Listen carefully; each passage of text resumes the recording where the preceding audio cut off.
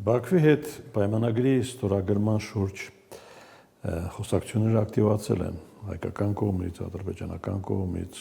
կարևոր դերակատարների կողմից, խեր լինի, ինչ է։ Դե խեր է, կարծում եմ Նիկոլ Փաշինյանի համար այդ փաստաթղթի ստորագրումը հավասարազոր է վերընտրվելուն։ Չէ՞ հա։ Այո, որտեվ եթե օրինակ այլ դեպքում անհրաժեշտ կլինի քարոզարշավին ինչ որ նոր բան հորինել, որտեվ կարծում եմ էլ ասֆալտին փռելը չի օգնի, ապա դա այն միջոցն է, որը թույլ կտա իրեն շատ հեշտ նորից ստանալ հանրության վստահության քվեն։ Եթե այդ փաստաթուղթը ենթադրում է իրական խաղաղություն։ Կապ չունի։ Ինչու՞ չունի։ Որովհետև ընտրվելուց հետո կերևա այդ փաստաթուղթը ինչ էր ենթադրում, բայց ընտրվելու պահին կարևոր է լինելու փաստաթղթի։ Այսինքն Ադրբեջանը խաղում է մեր ներընտրական դաշտում, հա։ Միանշանակ իհարկե, բա արտաքին խաղացողները Ռուսաստանն էլ, Ադրբեջանն էլ, գուցե նաև Թուրքիան, վստահաբար, գուցե չէ։ Արևմուտքը բոլորն էլ մեր քաղաքական դաշտում խաղում են։ Մեր քաղաքական դաշտ չէ։ Ինչ հետաքրքրվածությամբ, ինչն է նրանց։ Ադրբեջանինը։ Օրինակ Ադրբեջանին, հա։ Դե Ադրբեջանը տարբեր է։ Պլան մաքսիմումը այդ այն է, որ Հայաստանը լինի իր վերահսկելիության տակ գտնվող, նո, ասենք ինչ որ գազայի նման հատված, օրինակ։ Նվազագույնը այդ այն է, ինչ այս պահի դրությամբ կա, դրանից ավել ինչ կստանա շահած է։ Այսինքն այս պահին մենք ունենք էլի նորից շրջափակման պայմաններում ենք, չէ՞, անընդհատ ներքաղաքական կամ մեր ներքին կյանքին իրանց խառնվելու հնարավորություններ անսահմանափակ են եւ այլն, այսինքն պետք չի թվարկել ինչ ազդեցություն ունի Ադրբեջանը այսօր թեկուզ մեդիայի, ել չեմ ասում արտաքին իր դիվանագիտական ճակատում եւ այլն, բայց դա նվազագույնն է, այն ինչ ունի այս պահին, ինքը ձգտում է ավելիին։ Ինչ ունի այդտեղ Ամերիկան։ Կարծում եմ Ուկրաինայի ճակատում Տրամպի ձախողումը բերել է նրան, որ իրեն պետքա ինչ որ միտեղ հաջողություն ցույց տա, որ տեսեք այս հարցը ես լուծեցի։ Բաքվի եւ Երևանի միջև խաղաղության համաձայնագիրը կարևոր է Միացյալ Նահանգների համար, այդ արտահայտությունը ես վերցրել եմ Տրամպի հաղորդագրությունից։ Այո, եւ դա ինքը անկեղծ է ասում։ Իհարկե Միացյալ Նահանգները ասելով ինքը նկատի ունի իրեն եւ իր իշխանությունը։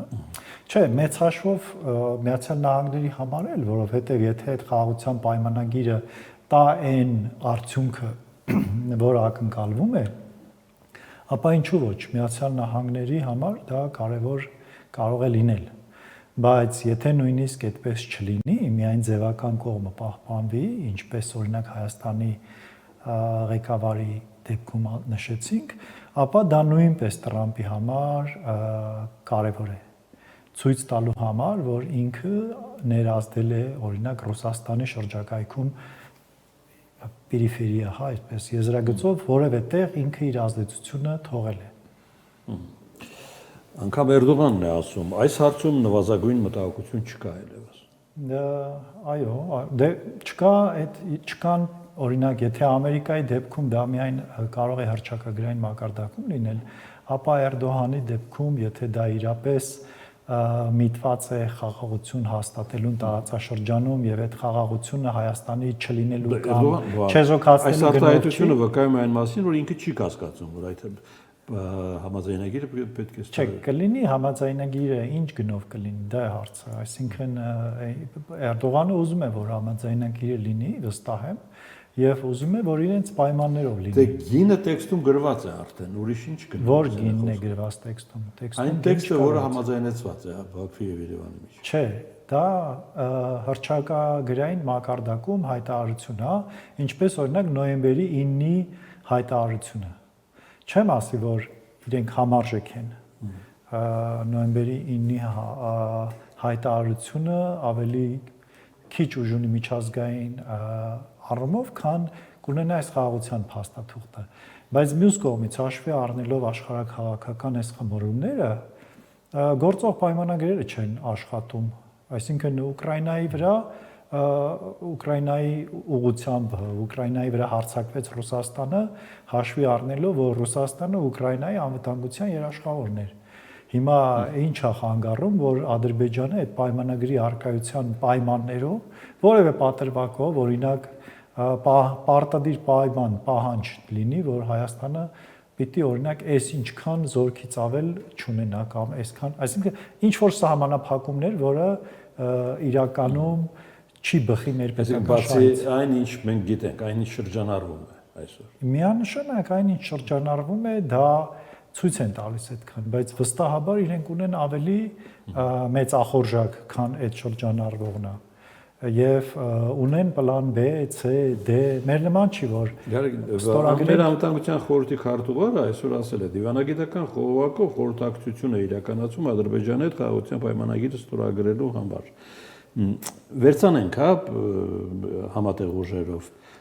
Տեքստի մասին է խոսքը, թե դիվանագիտական խողովակով համաձայնեցում են տեղը, ժամկետը կամ այլ պարագաներ։ Դե կարծում եմ տեքստը մեծ հաշվով համաձայնեցրած է, այսինքն այն անհամաձայնությունները, որոնք կան, կամ այն պահանջները, որոնք Ադրբեջանը դնում է, հիմք չեն տալիս կարծելու, որ առանց դրա չի ստորագրվի։ Նայեք, Ալիևը 3 թե առաջ օրը հայտարարել է Շուշիում 3, որ Հայաստանը ստորագրել է կապիտուլյացիոն փաստաթուղթ։ Այսինքն ինքը հայտարարել է, հռչակել է, որ Ադրբեջանի դեմ պատերազմում էր Հայաստանը եւ որ Հայաստանը ստորագրել է, այսինքն Հայաստան կապիտուլյացիայի է ենթարկվել Ադրբեջանի կողմից։ Դա նշանակում է, որ այդ խաղաղության պայմանագիրը պիտի լինի ըստ Ադրբեջանի իր պայմաններով։ Հիմա մենք ինչ կարող ենք դրան հակադրել, ինչպես կարող ենք դրան դիմակայել, դիմագրավել, այս ստորագրելը ոչինչ չի փոխելու։ Դա վստահաբար եմ ասում, այսինքն Հայաստանի խնդիրը Ադրբեջանը չի, Հայաստանի խնդիրը Ռուսաստանը չի։ Դե ենթադրյալ խնդիրներից մեկը դա երթուղին է, որի մասին խոսում են, կամ խնդիրն է երթուղին։ Միջանցքը, որը տեքստից դուրս է, բոլորի։ Հա, դուք նկատի ունեք, հա, խնդրահարույց կետ որպես։ Հա, որ Հայաստանի Մենակ դա չի։ Այսօր Էրդողանը ասում է, որ Զանգեզուրի, հա, օգտագործում է Զանգեզուրի երթուղի տերմինը եւ դիմում է Իրանին, որ Իրանը համաձայն։ Իրանի ինչ գործն է Զանգեզուրում երթուղի թե միջանցք։ Չէ, դե եթե վերցնենք բանական, այսպես սառը մոտեցում։ Եթե Նախիջևանը Ինչու է դիմում Իրանին, որտեվ Իրանն է դեմ Հայաստանի ռուսները դեմ չեն։ Ռուսները կողմ են միջանցքի։ Միանշանակ իրենց վերահսկողության տակ։ Ռուսական վերահսկողություն։ Իհարկե։ Էրդողանը կուզենա ռուսական վերահսկողություն։ Նայեք, հաշվի առնելով նորից աշխարհաքաղաքական զարգացումները, ավելի լավ է Թուրքիայի համար այդ վերահսկողությունը լինի ռուսական, քան թե հայկական, որովհետև վաղ թե ուշ ռուսները կգնան այդտեղից եւ հարց կառաջանա, բայց եթե ռուսները չկան, ով է պահելու։ Իսկ եթե ռուսները չգնան, միևնույնն է իրենք են էլի պահելու, այսինքն եթե ռուսները կարողանան այնպես հիմնավորվեն, որ Հայաստանը չկարողանա վերահսկել միջանցքը եւ շարունակեն օրինակ իրենք վերահսկել, եթե ի սկզբանե իրենք լինեն, ապա դա միևնույնն է կլիներ այդպես, իսկ եթե Հայաստանը վերահսկի, ապա դժվար կլինի Հայաստանից հետո վերցնել։ Գարեգ, քո նշածը Էրդողանի փորացավն է, թե Բաքվի։ Թե ռուսների։ Բոլորի Էրդողանինն էլ, Բաքվինն էլ, դե նայեք, եթե զուտ միայն տնտեսական տեսակետից նայենք։ Եվրոպացիներին խնդրում եմ չմոռանալ, հա։ Չեմ մոռանում, բայց այսօր եվրոպացիները իրենց սրտում պատերազմ ունեն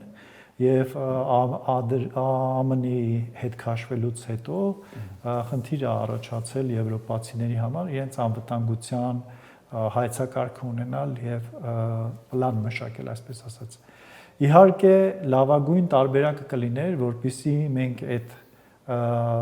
նոր անվտանգային համակարգի մաս կարողանայինք դառնալ։ Բայց դարձյալ վերադառնալով այն մտքին, որ խնդիրը Ադրբեջանը չի, մենք ենք, մեր խնդիրը մեր պետականությունն է, մեր ինստիտուտներն են։ Եթե մեր ինստիտուտները կայանան, ոչ մի խնդիր չի լինի, ոչ խաղաղության պայմանագիր ստորագրելու առումով, ոչ չստորագրելու դեպքում, այսինքն խնդիրներ միշտ լինում են, այդպես չի եղել, որ եթե հավատանք Սուրբ գրքին, ապա դրախտից հետո ինչ եկել են երկիր, մարդկությունը միշտ խնդիրներ կա, այնտեղ էր որ խնդիր չկար մինչև այդ մի պահ։ Բայց այսինքն երբ որ խոսում ենք խնդիր չլինելու մասին, խնդիրների լուծելիության աստիճանն է կարևոր եւ դրա լուծման հարցում մեր շահերը պաշտպանելու խնդիր կա։